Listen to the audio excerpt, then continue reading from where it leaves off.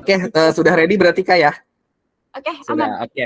Oke, aku serahkan kembali ke Kak Cahya ya teman-teman. Kita akan dengarkan nih sharing dari Kak Cahya. Silahkan Kak. Oke, terima kasih. Halo, selamat malam teman-teman. Jadi ini baru pertama kalinya aku diundang di SMKDev dan aku mau sharing ke teman-teman terkait sama UX Research. Jadi nantinya barangkali di sini udah ada yang pernah terjun ke UX Research atau UI UX, nanti teman-teman juga bisa bantu sharing gitu ya, atau mau sedikit menambahkan biar teman-teman yang lain tahu. Itu nggak apa-apa. Jadi harapan aku karena di sini aku sharing, aku bisa menambah pengetahuan ya buat teman-teman dari hal yang belum tahu jadi tahu, yang udah tahu bisa jadi tambah tahu gitu. Oke, sebelum aku mulai, aku coba kenali diri dulu. Ya, jadi aku Cahya Aulia Seneka Putri, teman-teman bisa panggil aku Caul. Jadi dulu tuh aku mengawali karir aku sebagai UX researcher itu dimulai dengan mengikuti kampus Merdeka di salah satu startup namanya itu campaign.com di tahun 2021. Jadi aku ikut kampus Merdeka itu sekitar semester 5, waktunya 6 bulan gitu ya. Nah, setelah dari campaign.com itu kayak sosial app, donasi-donasi gitulah. Ya, jadi bergerak di bidang sosial gitu ya. Terus setelah itu aku lanjutin lagi, masih di tahun yang sama, 2021, aku juga ngambil magang dalam waktu yang bersamaan di Pusat Informasi Telkom University. Jadi informasi aja buat teman-teman, aku itu lulusan dari Telkom ya, dari Telkom University, jurusan Teknik Informatika. Jadi itu aku lulusan tahun 2019. Gitu. Sorry, aku tuh lulusan tahun lalu, 2022, masuknya 2019. Nah, setelah dari Telkom, aku lanjut ke shipper.id. Dia itu kayak agregator logistik gitu ya. Mirip kayak DHL, mungkin teman-teman tahu. Jadi UX researcher juga. Nah, setelah itu aku memutuskan untuk mengambil full time di Grade Edu sebagai UX researcher dari Agustus tahun lalu gitu ya, Agustus 2022. Gitu. Jadi kalau misalkan di total aku udah terjun di bidang UX research itu sekitar 2 tahunan gitu ya. Nggak lama banget dan nggak bentar banget. Ya lumayan lah. Gitu. Nah, jadi nanti tuh waktunya kan buat aku nyampein materi kurang lebih 25 menit sampai 30 menitan gitu ya. Jadi aku bakal menyampaikan terkait dengan introduction UX research. Nanti teman-teman bisa bertanya atau berdiskusi dengan aku terkait sama UX research-nya, tapi hanya nggak mendalam gitu ya. Karena di sini kita akan membahas mengenai metodenya, terus cara detailnya tuh kayak gimana, kita nggak membahas karena itu bakal membutuhkan waktu yang lama gitu. Nah, maka dari itu nanti kalau misalkan teman-teman mau tanya lebih detail lagi, bisa approach aku lewat LinkedIn, ada di Cahya Aulia Seneka Putri atau di Instagram @caul__. Gitu ya teman-teman ya. Oke, sekarang udah jam 19.18, kita langsung aja. Oke, sebelum aku ke awal gitu ya. Jadi dalam beberapa waktu ke depan, beberapa menit ke depan, aku bakal menjelaskan mengenai yang pertama, apa sih user research itu, terus yang kedua, mengapa user research itu harus dilakukan, terus yang ketiga, gimana sih cara ngelakuin user research, terus yang terakhir itu hal yang harus dan tidak dilakukan ketika melakukan user research. Gitu. Oke. Nah, sebenarnya apa sih user research itu? Nah, mungkin dari namanya aja gitu ya, dari namanya aja kita udah bisa mendefinisikan. User itu ya berarti pengguna, dan research itu ya berarti riset. Nah, tapi kalau secara ini ya, kalau misalkan digabungin menjadi bahasa yang mungkin lebih memudahkan kita untuk memahami tuh, user ya berarti dia itu target pengguna dari sebuah produk atau sistem yang akan dibangun. Dan research itu sendiri proses menggali datanya untuk memahami sesuatu gitu. Nah, pasti gini, teman-teman ketika punya produk gitu ya, nggak cuma produk digital, mungkin teman-teman juga punya brand, misalkan kayak baju gitu, baju gamis.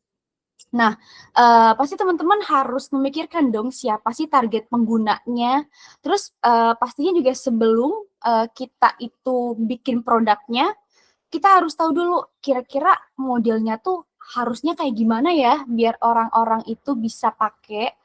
Target penggunanya siapa ya? Nanti modelnya bakal ada ukuran apa aja ya? Pasti kita bakal detailin kayak gitu kan? Nah, begitu juga ketika kita punya digital product. Kita bikin aplikasi nih, pasti kita harus tahu target pengguna kita itu siapa supaya aplikasi kita itu bisa dipakai sama pengguna dalam waktu yang lama gitu ya atau dalam jangka panjang gitu. Nah, apa namanya? Dari sini biasanya memunculkan needs ya atau kebutuhan. Nah, kenapa sih kita itu harus tahu dan menggali kebutuhan user?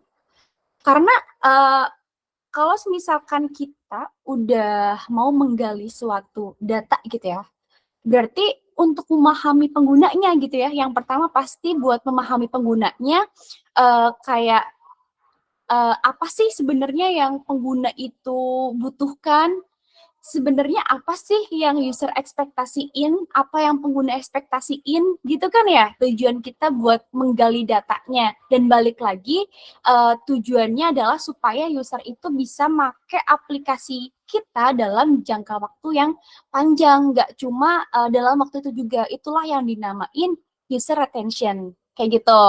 Dan terus yang kedua itu bisa juga buat mengurangi risiko.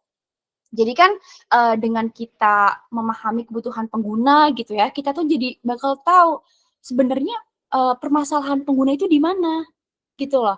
Apa sih yang mungkin lebih ke kekurangan gitu ya, kekurangan dari aplikasi ini tuh apa? Pasti setiap user itu punya perspektif yang beda-beda gitu ya, dari user A, user B, user C, itu tuh beda-beda banget. Apalagi kayak misalkan contohnya Shopee deh.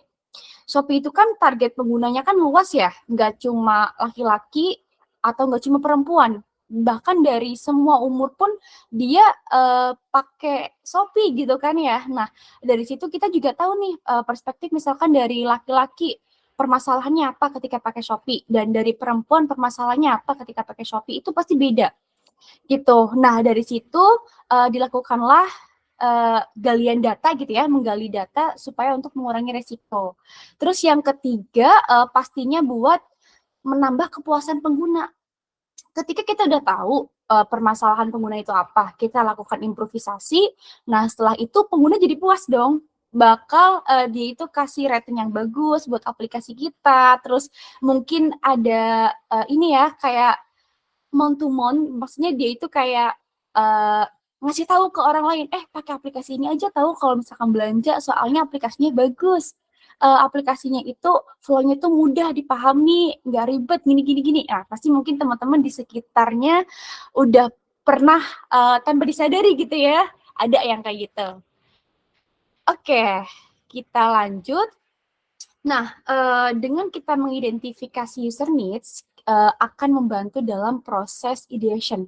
Ideation itu bagian dari design thinking ya, bagian dari design thinking. Apa sih ideation itu? Jadi proses menentukan ide atau konsep baru gitu. Itu di awal biasanya tujuannya ya buat menghasilkan ide sebanyak mungkin dan nantinya tuh kita tuh bisa milih mana sih ide yang paling sesuai gitu. Nah, biasanya di ideation kita diskusiin gitu ya, kita mau bikin aplikasi apa, kira-kira fiturnya tuh apa aja sih yang mau dibuat, konsep desainnya kayak gimana, warnanya, fontnya, ikonnya, ilustrasinya, terus maunya gimana, strategi bisnisnya gimana, terus hal apa aja sih yang perlu diantisipasi buat ngurangin kebingungan dari si usernya. Pasti kayak gitu sebelum kita jadi tuh research itu bisa dilakuin di awal ya sebelum proyek itu dimulai atau juga di pertengahan bisa atau juga di akhir juga bisa. Kayak gitu. Jadi disesuaikan dengan kebutuhannya gitu. Apalagi kalau misalkan nanti kita udah terjun di company gitu ya. Mungkin teman-teman di sini juga udah ada yang kerja gitu dan mungkin satu tim sama UX research itu apa namanya? Pasti tahu gitu. Research itu dilakuinnya itu kapan aja. Gitu. Nah, gimana sih caranya mengidentifikasi needs atau kebutuhan? target pengguna itu, nah bisa dari kecenderungan perilaku, terus mungkin bisa juga kayak kenapa sih perilaku tersebut muncul, dengan cara apa? Ya dengan cara kita tuh menggali aspek psikologisnya dia, gitu. Ekspektasinya itu apa, perasaannya gimana, kesulitannya apa, persepsinya kayak gimana, dan mungkin kayak, semisalkan contohnya kayak gini, ada fitur yang namanya chatbot gitu ya, di suatu aplikasi.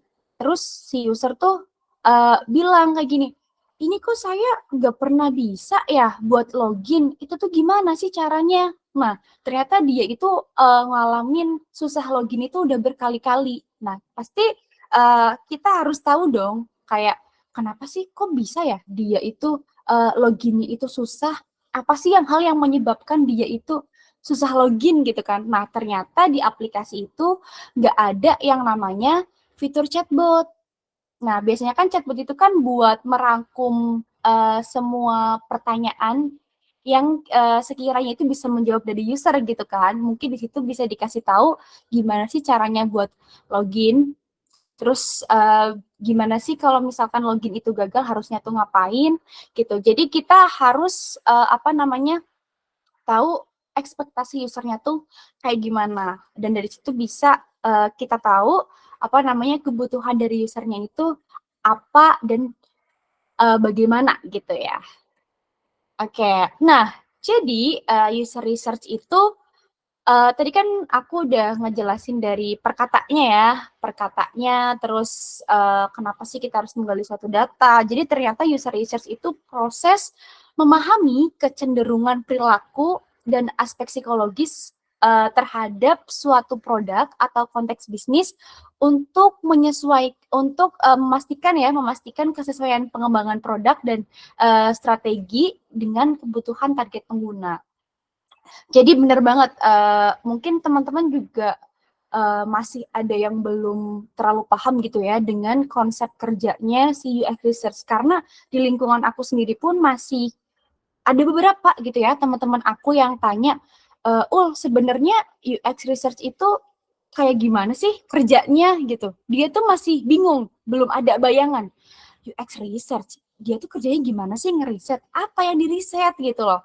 Nah, jadi, buat, ini aja ya teman-teman tahu, kalau semisalkan di suatu company itu ada yang namanya tim produk biasanya. Ada tim produk, terus, satu lead of, produknya atau head of produknya, terus, PM, terus juga ada UX writer, UI/UX designer, terus ada UX researcher. Nah, biasanya, UX researcher itu melakukan riset ketika dia itu mendapatkan suatu permasalahan dari PM, dan PM itu dapat biasanya dari head of design-nya atau head of product-nya. Misalkan nih, head of product-nya bilang, ini ternyata, banyak nih, pengguna kita yang kesusahan pas pakai aplikasinya. Mereka langsung mau menyerbu semuanya ke admin, ke CS buat balesin chat satu per satu dan adminnya tuh kewalahan gitu. Kayaknya bisa deh dibikin, fitur chatbot buat, apa namanya, buat menampung semua pertanyaan user, itu baru hipotesis kan. Nah, dari si PM-nya udahlah tuh dia langsung nyusun, terus biasanya kita langsung meet ya atau diskusi, di situ ada PM, ada researcher, ada writer, terus ada head of design-nya juga. Apa namanya, kayak PM-nya tuh bilang, researcher, ini kita ada hipotesis nih, si user itu kesusahan ketika, apa namanya, ada permasalahan. Jadi dia tuh langsung nyerbunya tuh ke CS atau ke admin. Tapi kewalahan adminnya. Gimana kalau misalkan dilakuin research deh, tapi kita udah punya hipotesis nih, bikinnya tuh chatbot. Kita mau ngetes kira-kira, pertanyaan apa aja sih yang harusnya dimasukin yang ada di chatbot. Nah, gitu. Jadi sebenarnya di dalam tim produk itu saling berhubungan gitu ya. Ada korelasinya antara PM, writer, researcher, itu tuh pasti, saling bekerja sama gitu loh dalam satu tim, gitu. Oke. Nah, kenapa sih user research itu harus dilakuin? Sebenarnya, research itu nggak cuma dilakuin di company gitu ya. Pas kita skripsi juga kita ngelakuin research. Tapi kan beda ya, researchnya bukan research yang mendalam banget. Maksudnya mungkin kalau misalkan skripsi itu lebih mendalam dibandingkan dengan research yang ada di company. Oke, sebenarnya simple sih jawabannya. Yang utama adalah buat memahami pengguna. Itu yang aku tekankan dari awal, karena dengan kita melakukan research itu, ya kita jadi tahu sebenarnya kita tuh jadi bisa paham gitu loh sama pengguna kita. Kita tuh bisa berempati ke user kita, sebenarnya apa aja sih yang mereka butuhin gitu kan. Terus kita juga bisa jadi tahu permasalahannya apa aja sih yang dialami sama pengguna ini. Dan nggak mungkin dong kalau misalkan nggak ada researcher, jadi nggak tahu produk kita itu harus diimprove-nya tuh di mananya. Dan terus nantinya kalau misalkan produk kita nggak pernah diimprove, nggak pernah melakukan improvisasi, jadi si user itu bakal bosen pakai produk kita. Kayak misalkan pakai Dana gitu lah ya, kita pakai Dana, terus ternyata si usernya ini nggak punya akun bank, sedangkan dia itu harus mentransfer uang ke bank temennya. Terus gimana coba kalau misalkan di Dana itu nggak ada transfer bank? Pasti si user itu bakal pakai aplikasi lain yang ada yang bisa transfer ke banknya, gitu kan? Itu nggak mungkin, itu terlalu jauh gitu ya. Karena aku sendiri juga kadang kayak gitu. Kalau misalkan di satu aplikasi nggak ada fitur yang aku pengenin, aku bakal cari ke aplikasi lain. Kayak gitu. Nah, berarti kan tadi kesimpulannya yang pertama buat memahami pengguna, terus untuk mengetahui permasalahan user gitu ya, untuk mengetahui permasalahan user. Terus kita juga yang ketiga, yang terakhir itu bisa meningkatkan keberhasilan produk. Ini pasti sih, maksudnya setiap produk pasti punya targetnya gitu ya, target mungkin berapa pendownload, terus ratingnya itu harus berapa di Play Store, di App Store. Nah, itu tuh dengan kita melakukan user research, lalu kita melakukan improvisasi, kita tuh jadi bisa meningkatkan keberhasilan dari si produk itu sendiri. Gitu. Jadi sebenarnya kalau ditanya, sebenarnya user research itu penting atau enggak sih dalam suatu company? Aku jawab penting gitu ya. Tapi itu balik lagi disesuaikan sama kondisi dari si company-nya. Kadang ada company yang dia itu apa ya, UX researcher, UX writer itu tuh nggak ada. Jadi semuanya itu yang handle tuh desainer. Ada juga yang kayak gitu, tapi ada juga company yang lebih pengen supaya desainer ya udah fokusnya ngedesain, researcher fokusnya nge-research, dan writer lebih fokus ke copy. Itu ada juga. Kayak gitu. Jadi penting ya teman-teman ya buat UX researcher itu di suatu company. Gitu.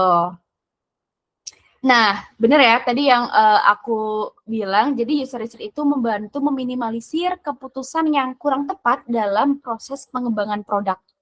Gitu. Karena bener banget, keputusan yang kurang tepat itu cuma buang-buang biaya doang, buang-buang waktu, terus juga buang-buang tenaga. Ya kayak misalkan kita bikin aplikasi ini, kita nggak riset dulu kira-kira fitur apa sih yang dibutuhin sama pengguna. Kayak tadi ya yang udah aku bilang, contohnya fitur kita itu bisa transfer dari e-wallet ke bank gitu. Kita tiba-tiba bikin aja, terus ternyata nggak kepake. Terus buat apa coba? Kita udah ngabisin waktunya buat nyeting itunya, terus ngabisin tenaga buat kerja sama banknya, ngabisin biaya, ngabisin SDM. Jadinya apa? Useless kan? Nah, jadi akan lebih baik harus dilakuin user research dulu sebelum produk itu launching gitu, karena nanti bisa imbasnya tuh ke kerugian bisnisnya gitu ya. Kalau udah rugi, wah berabe jadinya gitu teman-teman. Oke, nah tadi kita udah bahas kenapa kita harus ngelakuin user research. Terus pertanyaannya kapan? Jadi kapan sih user research itu bisa dilakuin gitu ya? Jadi user research itu bisa kita lakukan untuk mengevaluasi gitu ya, buat kita itu dapetin feedback dari user. terus setelah produk itu launching gitu ya, menurut kamu gimana sih produk yang udah dibikin kayak gitu. Kita jadi tahu gitu kan.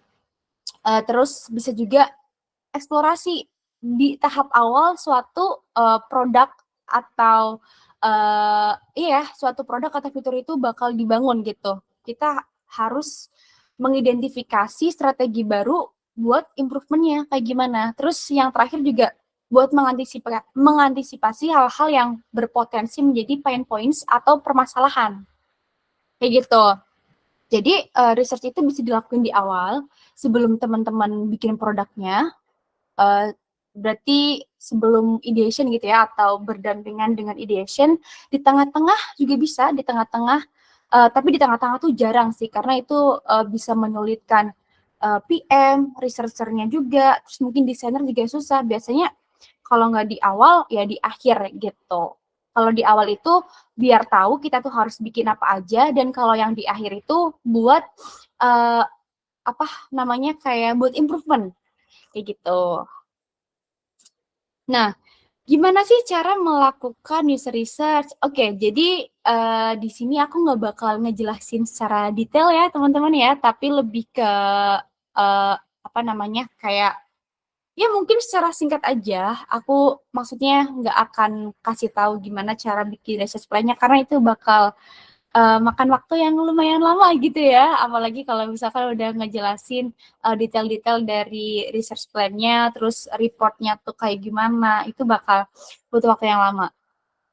Nah, gimana caranya? Yang pertama itu membuat objektif. Objektif itu berarti research plan. Nah, mungkin dengan adanya research plan, itu tuh bakal lebih terarah gitu ya, karena kita jadi tahu.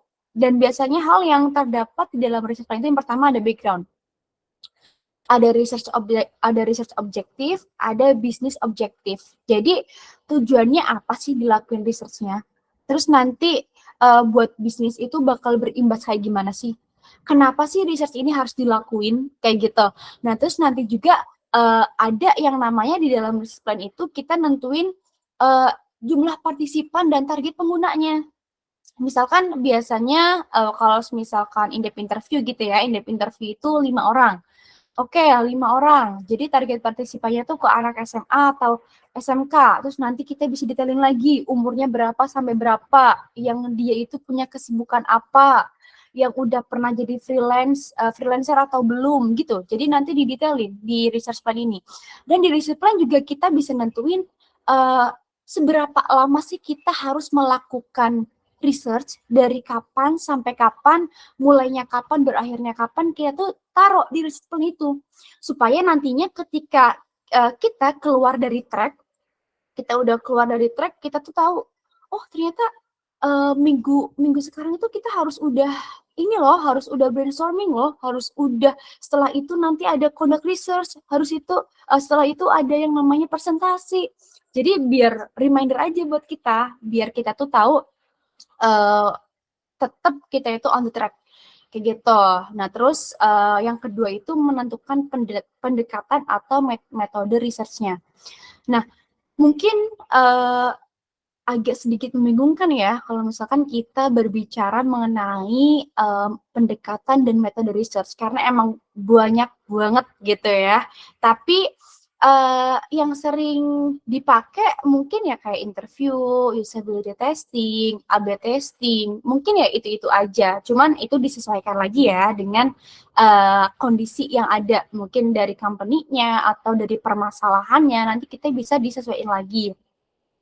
Nah, mungkin karena saking banyaknya pendekatan dan metode research, tapi teman-teman jangan khawatir.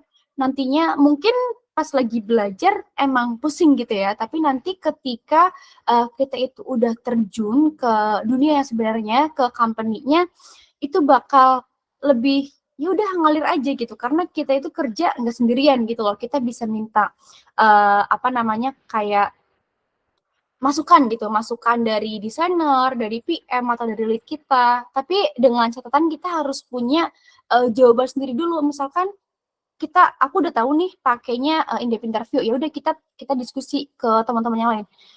Menurut kalian kira-kira metodenya pakai apa ya kalau misalkan permasalahannya kayak gini gitu. Nah, nanti dari mereka bakal ngasih masukan dan kita juga sebagai researcher harus ini ya, harus punya alasan kalau misalkan kita menolak atau kita menerima masukan buat metode research yang dikasih sama teman kita kayak gitu. Terus yang ketiga itu menentukan jumlah dan target partisipan. Ini wajib banget gitu ya, karena supaya hasilnya itu valid dan nggak bias, kita harus tahu jumlahnya itu berapa dan target partisipannya itu siapa aja. Terus yang keempat ada pengumpulan data, yang kelima nanti ada analisis data dan membuat report. Dan biasanya nanti setelah kita buat report itu ada tambahan presentasi ya. Kita presentasi ke stakeholders atau presentasi ya ke orang yang udah ngasih task itu ke kita gitu. Yang dipresentasiin apa aja? Ya udah kita kasih tahu, oh ini loh yang udah kita riset hasilnya tuh kayak gini dan aku merekomendasikan kayak gini gitu. Nah nanti dari situ bisa langsung diambil kesimpulan.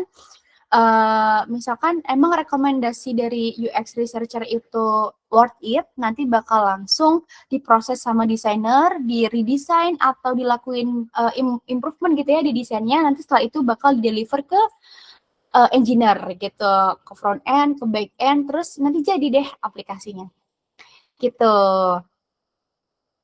Nah, ini buat apa ya namanya?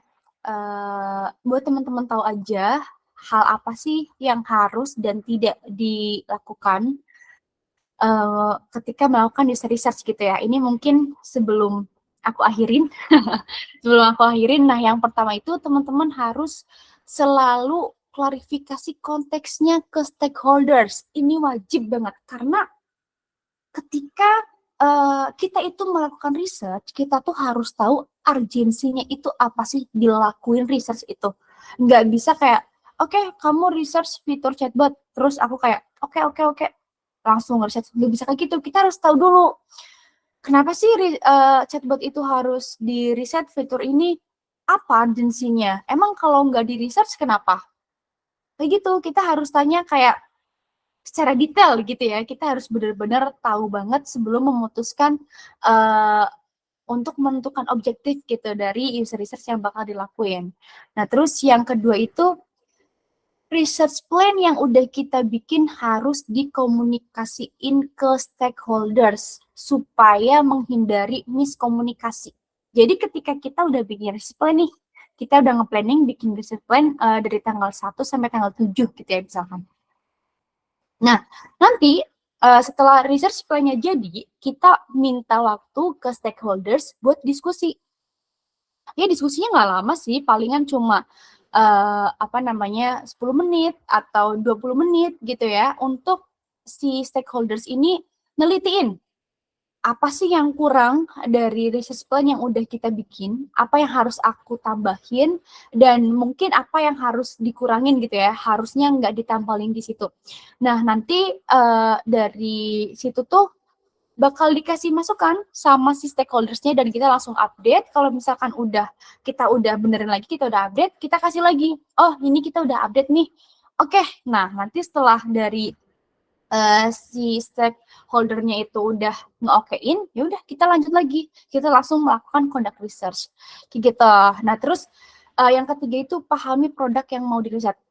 Ini juga nggak kalah penting karena kita sebagai UX researcher itu harus tahu sama produknya. Nggak mungkin dong kita pas lagi ngeriset terus tiba-tiba user tanya, Kak, ini kenapa ya? Kok kalau diklik munculnya kayak gini? Terus kita jawab, nggak tahu, saya juga. Kan nggak mungkin ya. Malah nanti jadi usernya kepikiran kayak, lah kok ini yang nanya, yang nguji kok malah nggak tahu gimana sih ceritanya gitu kan. Malah jadi, ya pokoknya aneh aja lah kalau misalkan kayak gitu. Jadi akan lebih baik ketika kita itu memahami produknya kayak misalkan tadi chatbot. Ya udah kita harus belajar dulu dari si chatbot itu. Sebenarnya kalau misalkan diklik menu ini bakal nampilinnya tuh kayak gimana sih kata-kata copy ya. Kopinya tuh kita harus tahu mungkin ada istilah-istilah asing yang yang sulit dimengerti, yang user itu nggak tahu, kita harus catat dulu nih. Oh ternyata artinya flow ini alur. Oh, ternyata artinya ini tuh ini gitu, supaya nanti ketika kita antisipasi gitu lah, ketika nantinya user tanya, kita tuh tahu, kita tuh udah bisa jawab dan kita tuh emang udah expert banget gitu loh sama produk yang kita mau riset gitu. Nah, terus yang terakhir itu jangan berasumsi pada hipotesis gitu ya. Jangan berasumsi pada hipotesis pas merancang sebuah key info area. Gitu. Oke, mungkin itu ya kalau dari aku, teman-teman. Mantap. Terima kasih. Mungkin Luar biasa langsung ya teman-teman ya. aku serahin ke Mas Randy kali ya buat selanjutnya. Oke, Barangkali oke. teman-teman ada yang mau diskusi. Oke, Boleh. oke, oke, oke. Teman-teman, silahkan. Sekarang adalah sesinya Q&A. Jadi kalau teman-teman ada pertanyaan, boleh. Tadi kan kita udah dengar juga ya penjelasan dari Kak Cahya bahwa apa sih pentingnya UX research gitu kan. Siapa aja yang harus ngelakuin gitu kan. Bagaimana cara melakukannya gitu kan. Udah dijelaskan. Mungkin tidak terlalu detail, tapi memang tujuannya untuk itu. Jadi kalau misalnya teman-teman mau nanya secara detail bagaimana cara melakukannya, boleh tanyakan langsung di LinkedIn-nya Kak Cahya. Begitu ya, Kak? Oke, teman-teman. Ya, betul. Ada yang mau ditanyakan nggak? Yuk, kesempatannya nih. Oh iya nih, teman-teman, kita tuh ada kemarin, Kopdar kemarin itu sudah terpilih salah satu pemimpin dari komunitas kita. Mungkin ada nggak nih Mas Rifan nih? Mungkin Mas Rifan boleh tanyakan dong. Berikan beberapa pertanyaan Mas Rifan. Halo Mas Rifan. Mas Randy, tapi pertanyaan. sebelum Mas Rifan tanya, aku mau tanya dulu deh. Ini di teman-teman di sini udah masih SMA, kuliah, fresh graduate atau gimana ya? Oh, campur sih Kak. Jadi ada yang kuliah, ada yang SMK, ada yang sudah bekerja juga, seperti itu. Campur sih. Jadi tapi memang kita adalah IT enthusiast jatuhnya. Oke. Tapi emang biasanya kalau anak-anak IT itu fokusnya ke ini ya, ke developer, front end atau back end. Dan aku pribadi juga switch karir ya, dari developer terus ke UI UX itu, wah challenging banget sih. Iya. Apalagi waktu itu di kuliah tuh nggak ada matkul UI UX ya, jadi wah gila, benar-benar belajar sendiri. Dan teman-teman di sini bersyukur ya bisa bisa tergabung ke dalam SMK Dev, terus mungkin nanti kalau ada event-event selanjutnya bisa langsung diikutin. Oke, Gitu mantap ya. Mantap Kak. Memang fungsi SMK Dev memang kita mengumpulkan orang-orang yang punya potensi maupun minat gitu ya, bakat di khususnya bidang IT dan development sih ini. Oke, tadi Mas Rifan ada mau satu atau dua patah atau tiga patah kata. Mas Rifan, monggo Mas Rifan. Ini adalah ketua komunitas kita ya. Benar nggak? Wow. Mas Rifan, Please halo. welcome to Rifan. Aduh, jangan dibilang ketua dong, saya masih muda, Mas. Oh, iya. Jadinya pemimpin gitu. Boleh. Aduh, Mantap. bebas lah, asalkan jangan ketua banget. Oh, siap. Silakan Mas Rifan kalau ada mau yang ditanyakan. Untuk sementara mah, materinya dapat dipahami. Belum ada pertanyaan lah untuk sampai sekarang mah. Oke. Boleh. Thank you Mas Rifan. Oke, Kak, ini ada pertanyaan dari Kak Iman Yanuar ya, Kak Cahya. Izin tanya dong katanya, untuk UX research itu biasanya dikerjain berapa orang ya Kak? Terus pernah nggak mengalami kesulitan mencari user untuk di-review gitu ya? Oke, makasih ya. Ini panggilannya Iman atau Yanuar? Iman aja kali ya. Makasih ya Iman ya buat pertanyaannya. Nah, jadi biasanya di sebuah company itu UX researcher dikerjain tergantung timnya. Tapi kalau misalkan emang company-nya gede gitu ya, kayak Shopee biasanya 1 orang atau 2 orang itu satu project. Jadi misalkan katakanlah case-nya itu di Shopee gitu ya. Di Shopee ada kan bidangnya banyak ya di Shopee. Ada yang Shopee Mall, terus mungkin Shopee Pay Later, atau Shopee-Shopee yang lain. Misalkan kita fokus ke Shopee Mall. Nah, di Shopee Mall itu misalkan ada 3 orang. 1 itu lead-nya, dan 2 orang itu khusus buat ngeriset. Kayak gitu.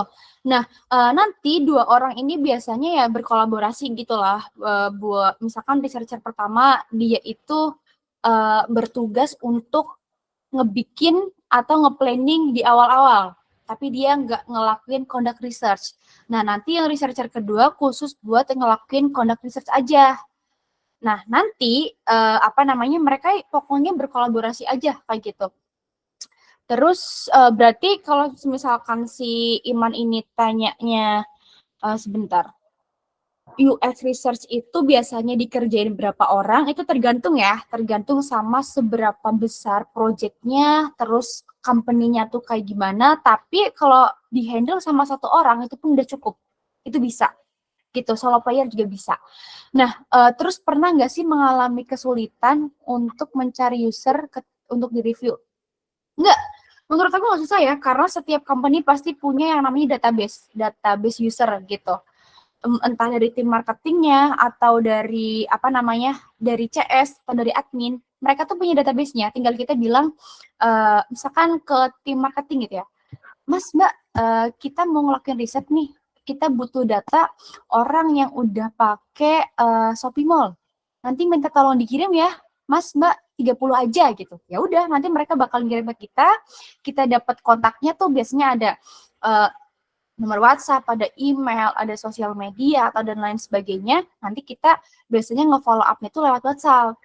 Ya udah, nanti kalau kita udah nge-follow up, ditanyain, kira-kira bersedia nggak Mas Mbak kalau misalkan kita mau diskusi ini terkait sama Shopee Mall gitu. Terus kalau misalkan dari mereka bilang, oke, bersedia, ya udah kita langsung set aja atur jadwalnya mau kapan dan jam berapa, terus udah deh ngelakuin conduct research. Gitu, jadi nggak ada kesulitan.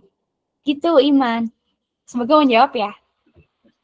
Mas Iman, gimana Mas Iman? Menjawab ya.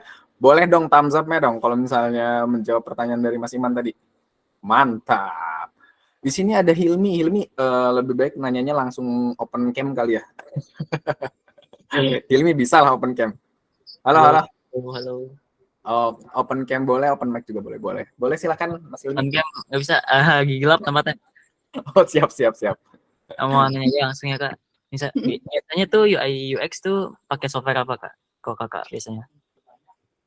Sebenarnya, siapa tadi namanya? Hilmi. Hilmi. Oh ya, Hilmi. Sebenarnya aku bukan UI UX ya, Hilmi ya, tapi lebih ke UX researcher karena UI UX itu desain. Beda ya Mas Hilmi. Jadi gimana Mas Hilmi, mau tanya UI UX desainnya, nanti bakal aku jawab setahu aku, atau mau tanya software yang dipakai buat UX research? Boleh. UX research. Oke. Nah, buat softwarenya sebenarnya nggak jauh-jauh ya dari Google Slide atau Google Spreadsheet, dari Google Docs, itu tuh nggak jauh-jauh dari itu, tapi biasanya kalau misalkan udah masuk spesifik ke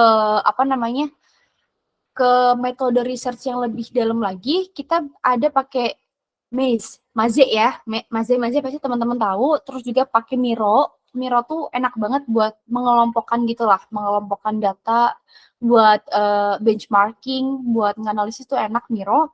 Terus ada juga FigJam. Gitu sih, palingan itu ya.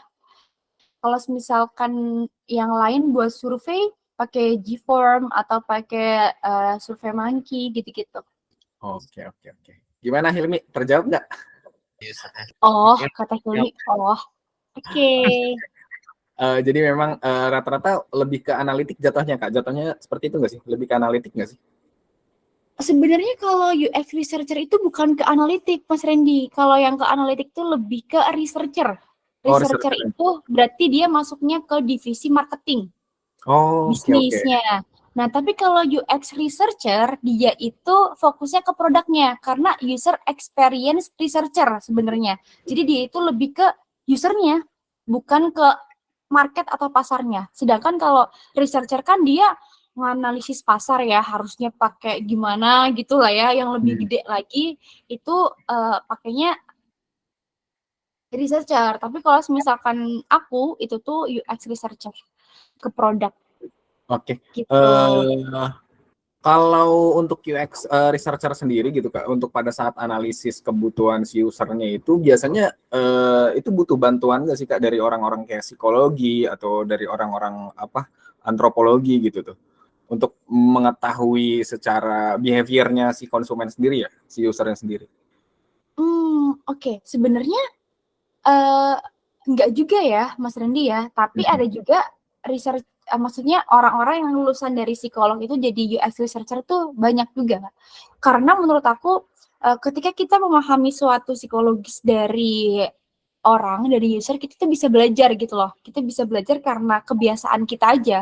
Makanya kayak misalkan contohnya berempati lah kita ke user gitu kan. Semua orang bisa berempati, cuma kan kadarnya beda-beda ya. Kayak misalkan ketika aku nge-interview Mas Randy ini, kira-kira pengalaman Mas Randy gimana nih pas pakai aplikasinya? Terus Mas Randy bilang, iya nih, saya susah banget pakai aplikasinya, lelet banget aplikasinya gini-gini. Nah kita sebagai research tuh nggak boleh, enggak Mas, nggak kayak gitu. Itu koneksi Masnya, nggak bisa. Jadi kita kayak, yaudah dengerin dulu, terus nanti kita kasih ngadem-ngademin gitu lah, ngadem-ngademin, menenangkan, terus ya udah, pokoknya kita berempati aja ke user. Gitu. Oke. Udah kayak tukang wifi apa ini? Oke. Mungkin aku coba, karena udah 7.55 juga teman-teman. Ini ada pertanyaan terakhir dari Vanil Sianipar. Misika izin bertanya, pada sebuah produk aplikasi sebuah perusahaan pasti ada masanya perusahaan tersebut akan melakukan scaling bisnis atau mengembangkan improvement ya. Contoh Gojek yang awalnya hanya online dan sekarang terus merambah ke berbagai bidang bisnis. Gimana caranya user research mengembangkan rancangan produk tetapi tetap mempertahankan dan relevan terhadap bisnis utamanya? Seperti itu sih Kak pertanyaannya. Oke, jadi mungkin sebentar. Ini dari Vaniel. Vaniel bisa bantu on mic nggak? Halo Vaniel. Vaniel. Bisa on mic nggak? Malu? Kok malu-malu? Enggak dong. Kita semuanya open ya. Jadi Kita di maksudnya sini Vanil itu sharing, gimana teman-teman. caranya? Iya, sharing aja. Jadi maksudnya Vanil itu gimana caranya si user research mengembangkan rancangan produknya, tapi tetap mertahanin gitu ya bisnis utamanya. Nah, izin Kak. Gimana? Izin Kak, mau ngomong dikit. Kan Jadi gimana? misalnya kan kayak Gojek kemarin kan ada beritanya kan yang mereka juga ingin merambah ke online shop tetapi mengalami kegagalan yang bekerja sama dengan Goto itu. Gojek Tokopedia itu.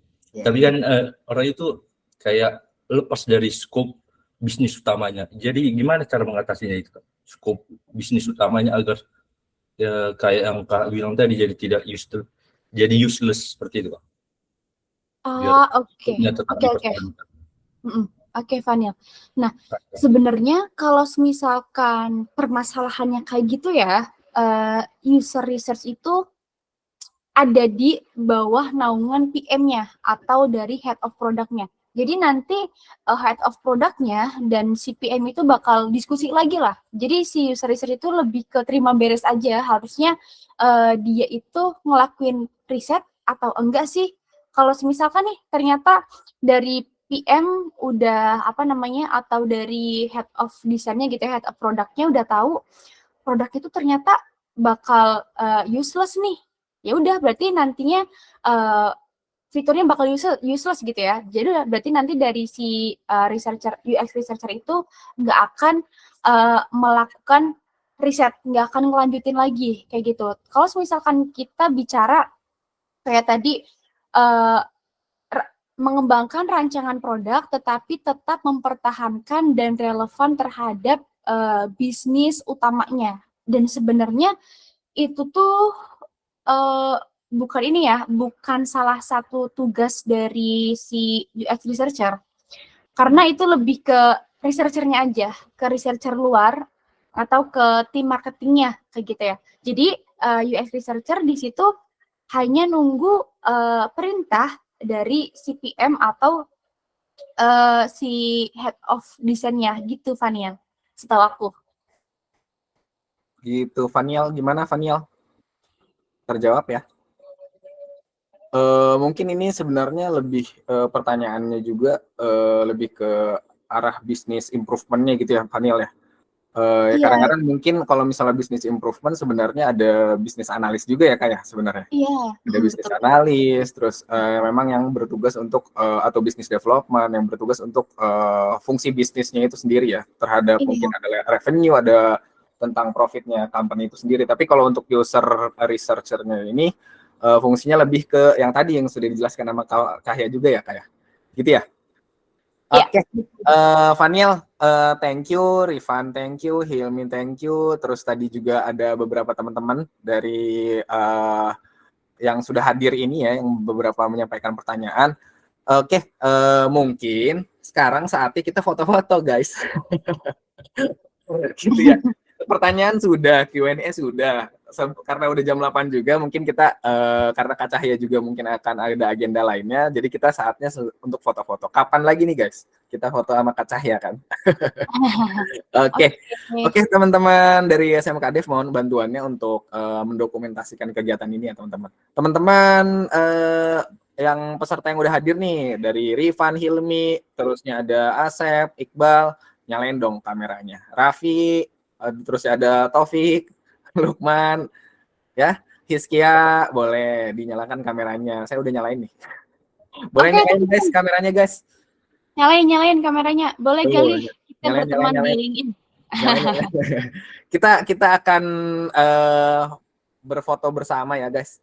Yuk jangan takut-takut untuk nyalakan kameranya. Jarang-jarang kita nyalakan kamera ini. Oh iya, barangkali teman-teman mau mencoba meramaikan Instagram SMK Dev gitu ya, maksudnya meramaikan acara ini dengan dibikin story dan tag SMK Dev juga boleh banget. Oke. Sudah siap Mas Galih atau Mbak Ruya nih bantuan? Mungkin untuk bantuan untuk di ini ya. Mbak Ruya saja. Boleh. Boleh. Oke. Yuk. Gayanya kita kayaknya karena mendekati pemilu bahaya nih ya. Gimana ya? Gini aja deh ya, aman lah ya. Oke. Thumbs up, double thumbs up-nya guys, diangkat dulu. Oke. Siap ya teman-teman semuanya. Yuk, 3 double thumbs up-nya dulu, angkat dulu double thumbs up-nya. Angkat dulu. Iya, siap. 1, 2, 3. Oke. Gaya lainnya guys, gini kali ya. Sebentar.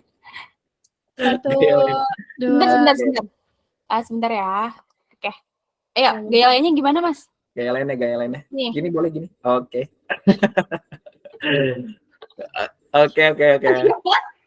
Tuh ada Habib kayak gini Habib. Oke, Habib. Bib tapi ngeri juga Bib kayak gini Bib. 2. Rapli. 3, 2, 1. 2, 3. Oke, guys. Oke. Sekali lagi. 3 kali. Mau sekali lagi. Bebas. Bobo dulu guys. Jangan kayak gini Kak, nanti ada pemilu-pemilu.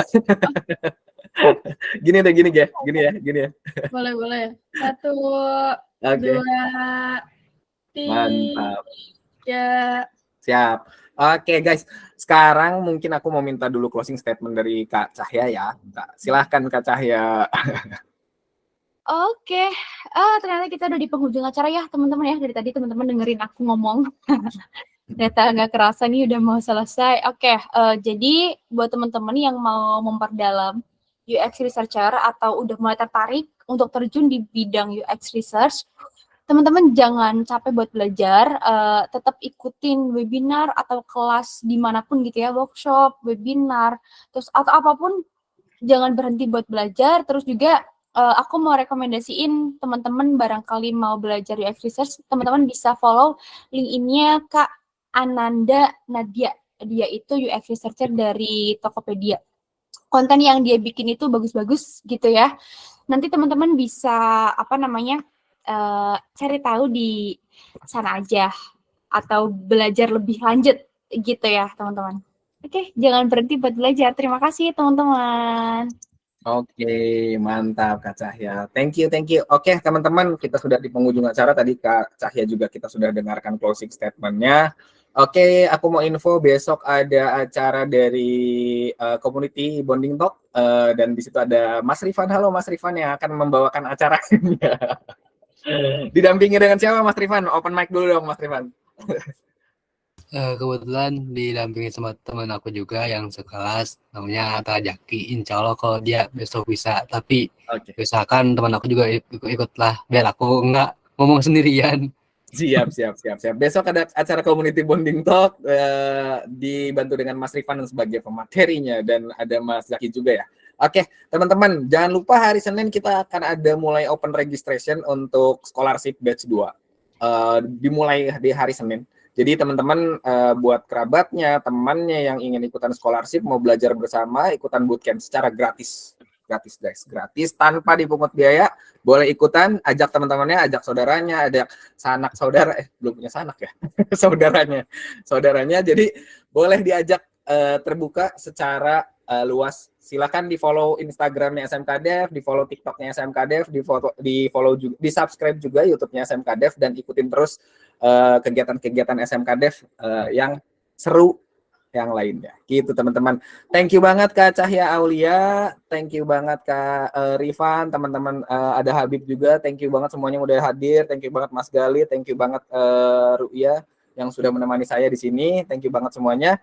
Aku cukupkan, aku sudahi acara kali ini. Wassalamualaikum warahmatullahi wabarakatuh.